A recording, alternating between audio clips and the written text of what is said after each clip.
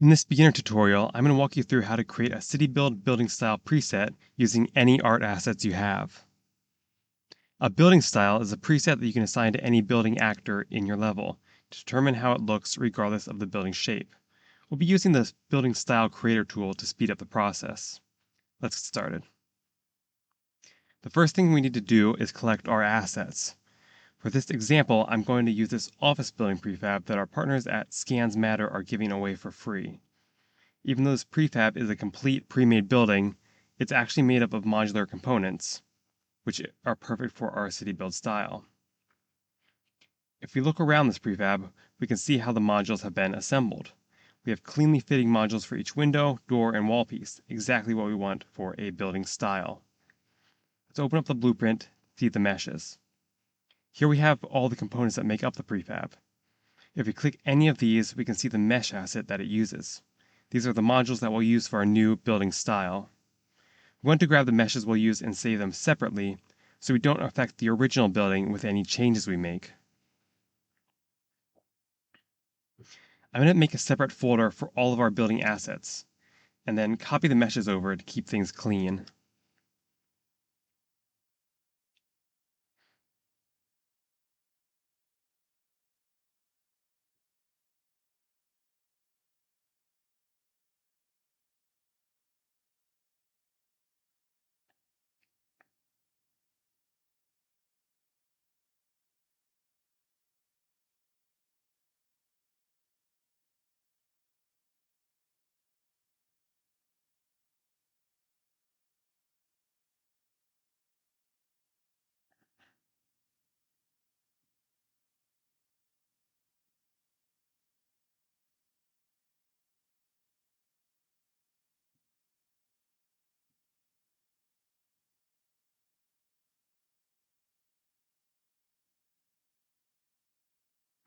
Okay, now that we have all our meshes saved in one spot, let's assemble the important ones and make sure that they are all positioned and oriented correctly.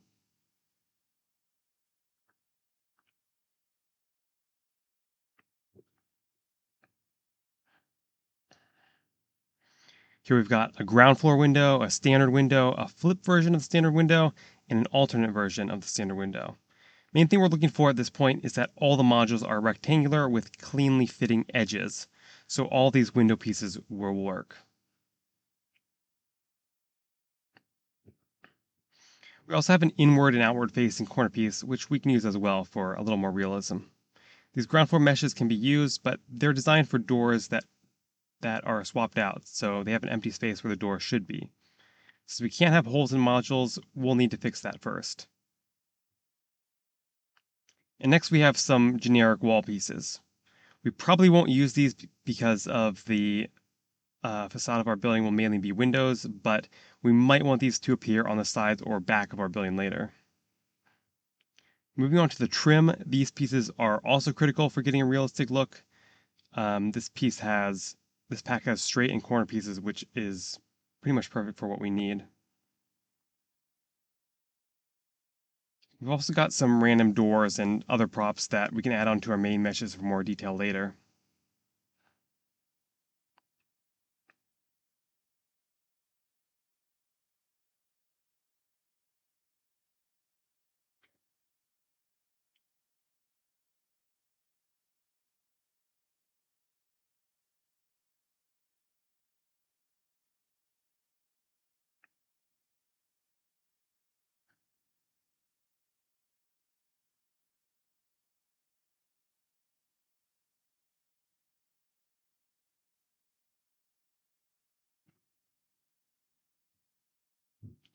All right, now let's go ahead and launch the Building Style Creator tool. You'll find this up here in the World Build tab, right next to the Building Mesh Creator. When it opens, we'll see a live preview of how our style looks on a real building.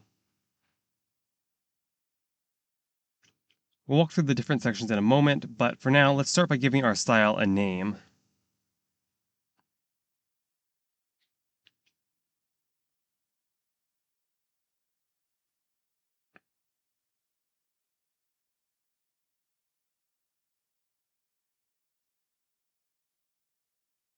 Next, let's set the min and max heights that the buildings using the style should spawn at. For modern glass building, this would be a little taller than the default.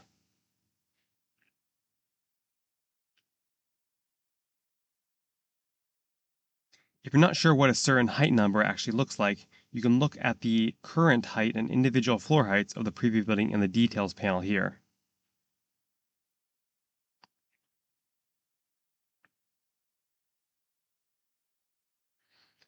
Next thing we'll look at is mesh arrays, which are the actual mesh assets used on the facade, side, and rear faces of the building. On our original reference building, we can see that every side is pretty much the same, so the only difference between the facade and side design will be on the ground floor.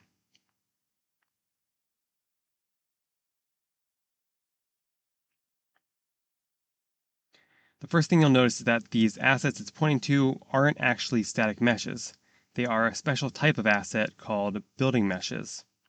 The actual static mesh asset is saved right next to the building mesh asset. Let's go ahead and open up our building mesh to understand what it's used for. We have our placement rules, which control when the mesh can be added to the building. Then we have some settings for adding variation, crevice map for the grunge shaders, material variation options, signage, and so on. Now let's go ahead and compare our new meshes to the template to make sure that everything is lined up correctly. Just like in the modern office building prefab, we have our blank wall meshes, our ground floor meshes, our doors, and our window pieces.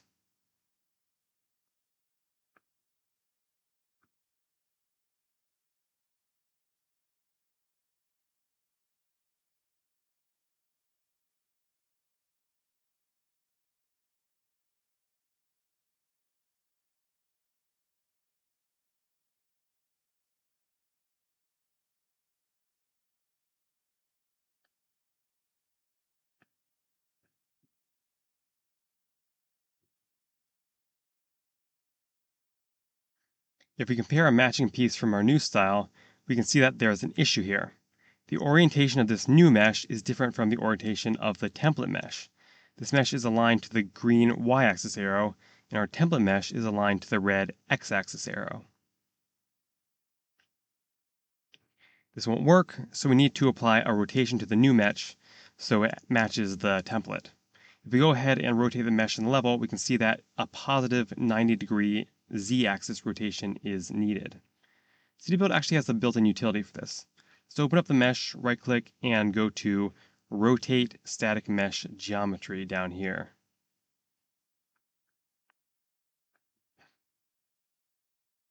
We'll set the axis to Z and then keep the plus 90-degree rotation amount.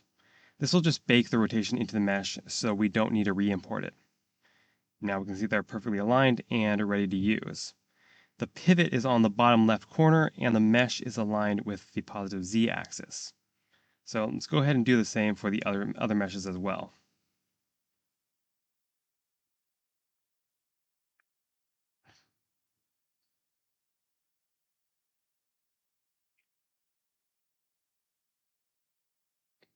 Now that the geometry is prepped, we have one more step, turning these static meshes into building meshes.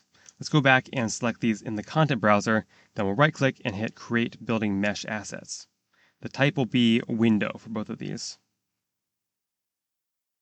Once that's done, we can see that it created two new building mesh assets and saved them next to our original meshes. We don't need to worry about these settings for now. These are just used for adding more detail and variation later.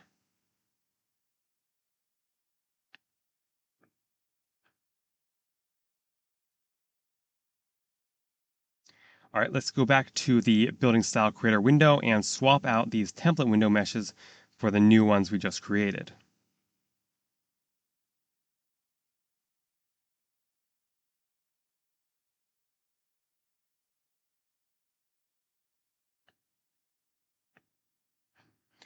First thing you'll notice is that there is a little bit of overlap. This is because the meshes on the facade are taller than the meshes on the sides of the building, and CityBLD just uses the shortest mesh as the height for that floor. We can fix this by applying the same meshes to the side of the building as well. We got the window pieces here, let's replace these first. Now we've just got these sidewall pieces to replace, and both sides of the building should match up.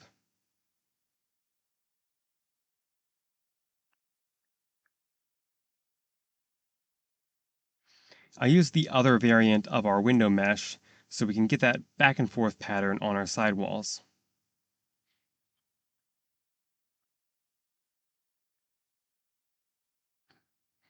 Let's get the same back and forth pattern on our facade as well. To do this, we just need to add a new mesh to our facade array.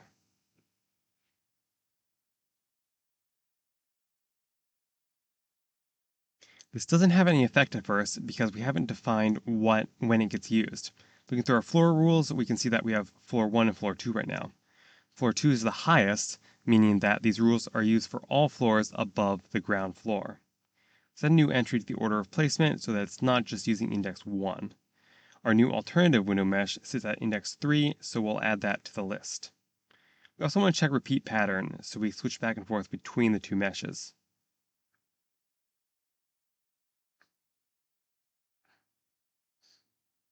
All right, let's go ahead and get our ground floor meshes set up as well.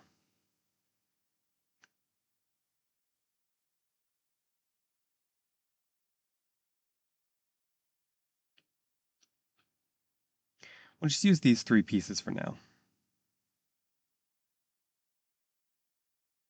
The one thing we need to do first, though, is to fill this hole in the door. Let's grab the door piece from the building pack and line it up.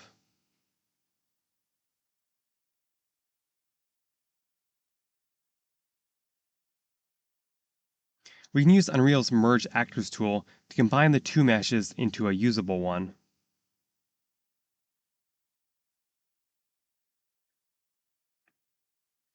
We'll just leave these settings at the default and go ahead and hit Merge Actors.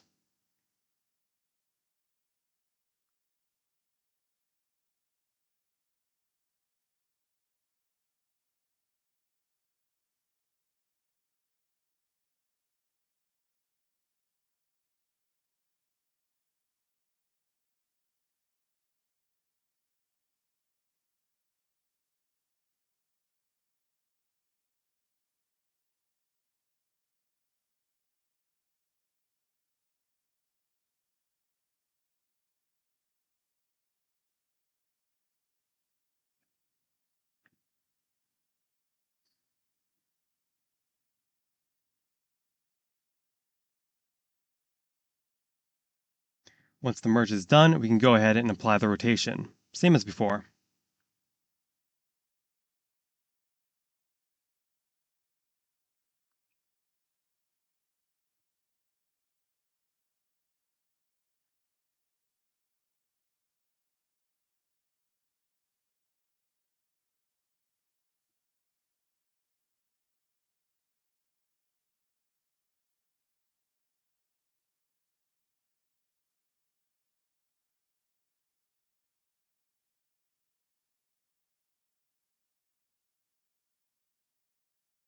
And we'll create building mesh assets for each of these pieces as well.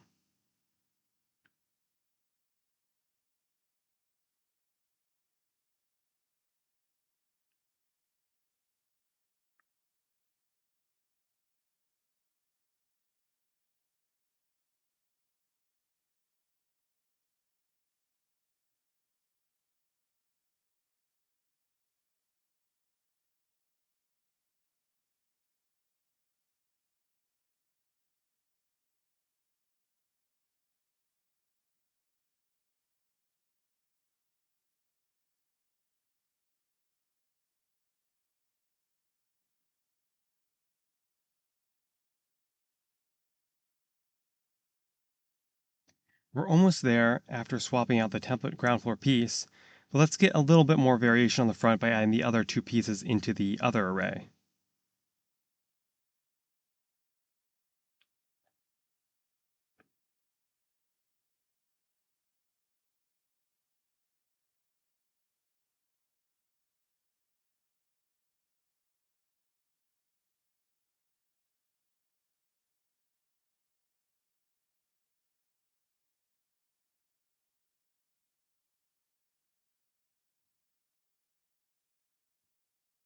Before we set up the order of placement for the front, let's also add these 2 pieces to the side array.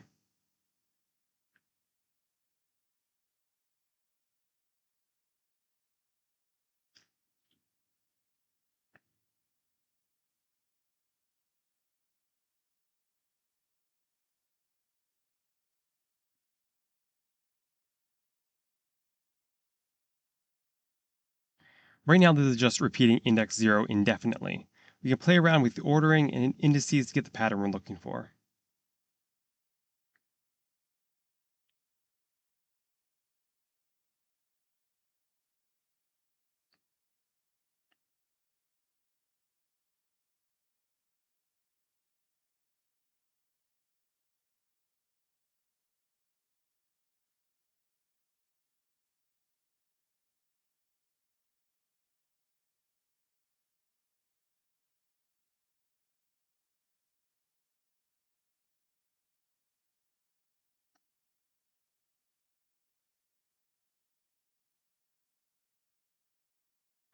I'm going to configure these sidewalls to use more of the blank wall pieces, while the facade is all glass. Once we set these indices, we're done with the basic modules.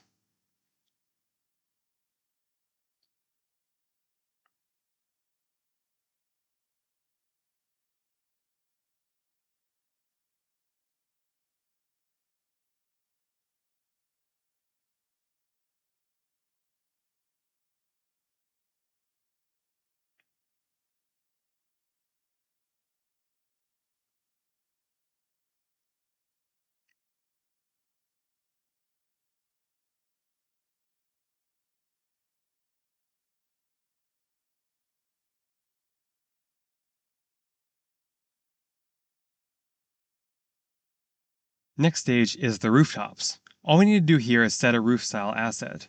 These are pretty simple to create, but we already have a roof style from the asset library that will work perfectly for this building. After that comes trim. The stage is pretty simple because we only need to set up the main trim and corner trim meshes.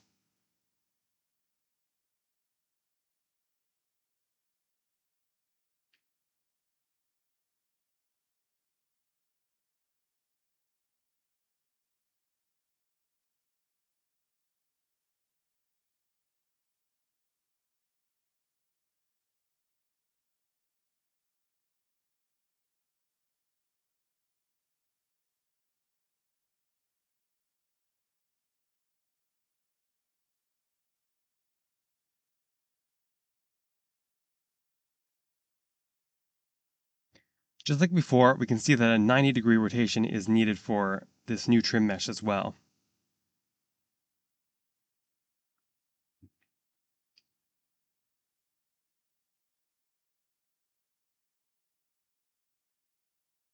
Now we can create a building mesh asset for it and set the type to trim this time.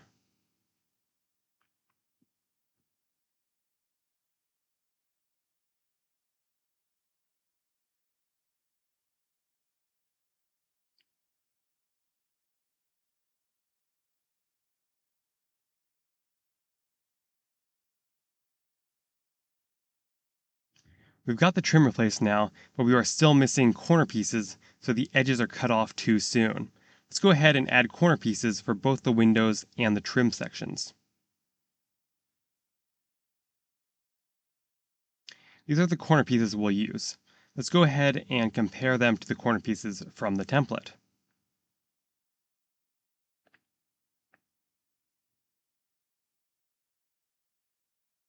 This time there's both a rotation difference we need to account for, and then there is a pivot point difference we need to account for.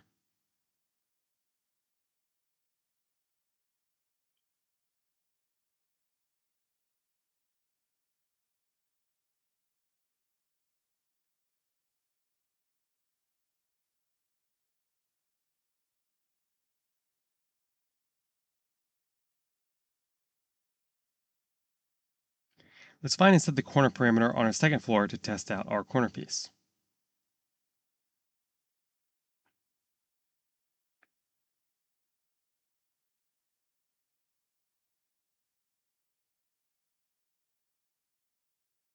Okay, we can see that it's rotated correctly, but because of the pivot point difference, there's a slight gap. We can correct this by either moving the pivot of the mesh, or we can simply adjust the bounds, which is much easier and is the approach we will take in this example. Let's open up the mesh editor and turn on bounds visualization to make edits.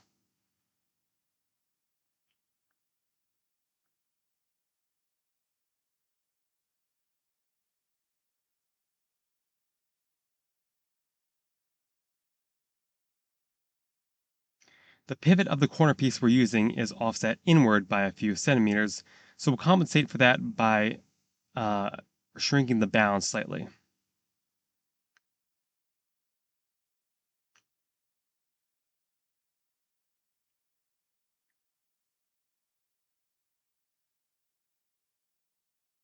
Search for bounds and then set the minimum and maximum bounds extension to a negative number.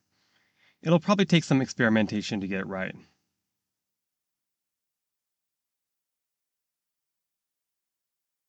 I'm going to start with a really high number and then go back to the building style creator so I can adjust the setting to force the building to regenerate, so I can preview the changes that I made.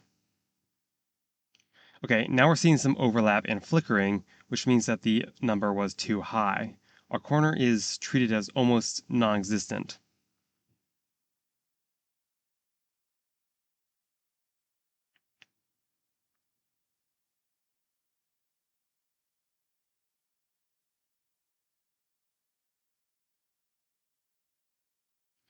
And there we go. With a value of 25, our corner is aligned much better with the wall pieces. I'll make another tweak to perfect it, and then we'll take a look at the trim corners.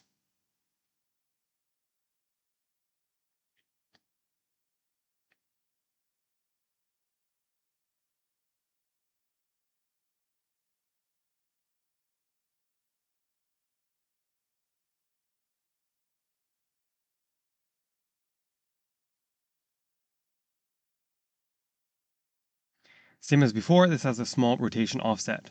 So we'll correct that and then create a small building mesh asset for this piece as well.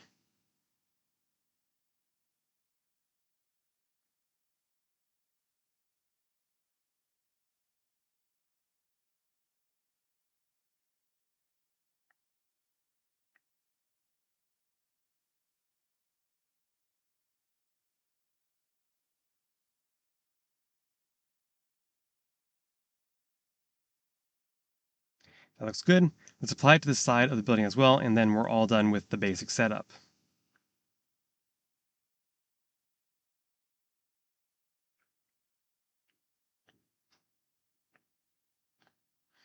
You'll notice there's one more section of the building style creator. This just adds extra meshes underneath the building to prevent gaps on slopes. For this example, we'll just leave it at the default. Let's go ahead and save our new style.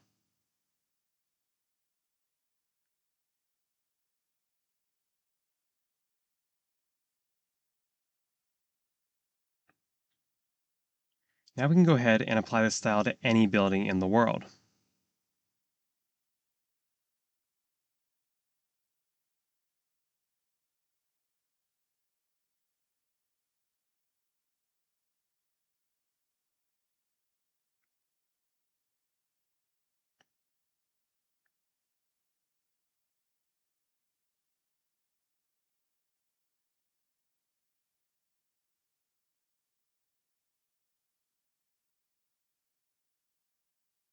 Let's also make a thumbnail so we can recognize this more easily.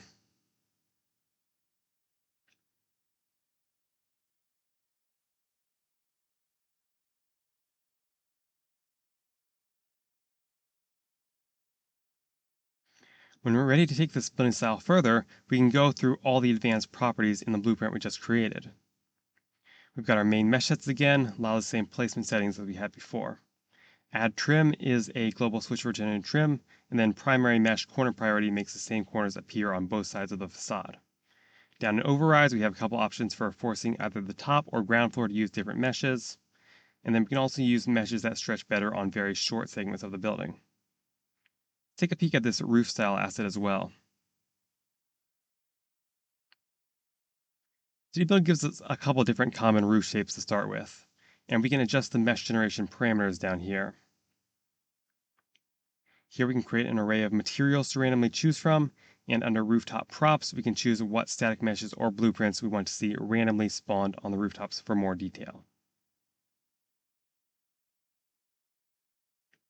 Down here in spawn rules, we can set how tall the buildings that use this style should be by default, as well as if insets should be added for more complex shapes. Then we've got some minor metadata fields that are useful for working with AI tools, and we have the option to generate geometry for each floor, which is useful for open buildings like parking garages.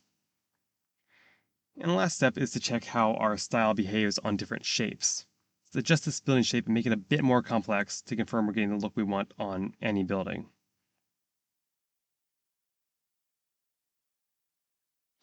And that's it for this guide. If you're ready to dive deeper into the advanced building generation features, you can find a link in the description to the style documentation to learn more.